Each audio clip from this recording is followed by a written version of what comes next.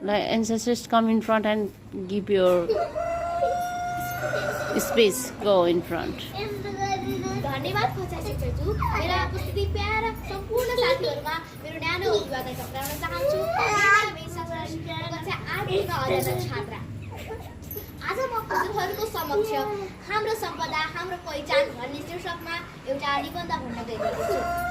राष्ट्रिय स्तरमा आर्थिक सांस्कृतिक धार्मिक महत्त्व बोकेका सम्पदाहरू राष्ट्रिय सम्पदा हुन्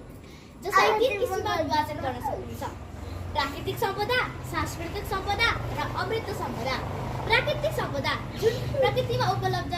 हुन् जसको उदाहरणका रूपमा नदी खोला नाला हिमाल पहाड आदि पर्दछ सांस्कृतिक सम्पदा जुन विगतदेखि चलिआएको परम्परा प्रचलन संस्कार संस्कृति आदि पर्दछ अमूर्त सम्पदा जुन भौतिक रूपमा उपस्थिति नहुनु तर अनुभूत गर्न सक्नु सम्पदा हो जसको उदाहरणका रूपमा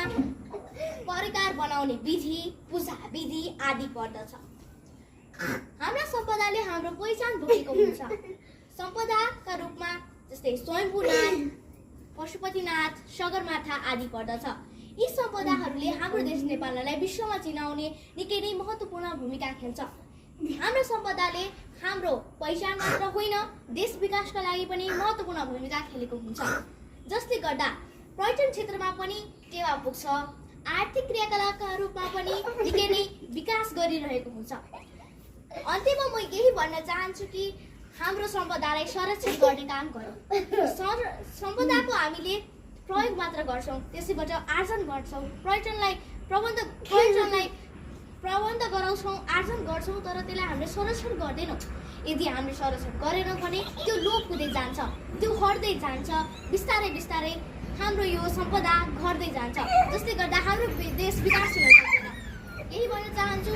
हाम्रो देश विकास गर्न चाहन्छौँ भने हाम्रो यो सम्पदाहरूलाई संरक्षण अथवा पुनर्निर्माण गर्ने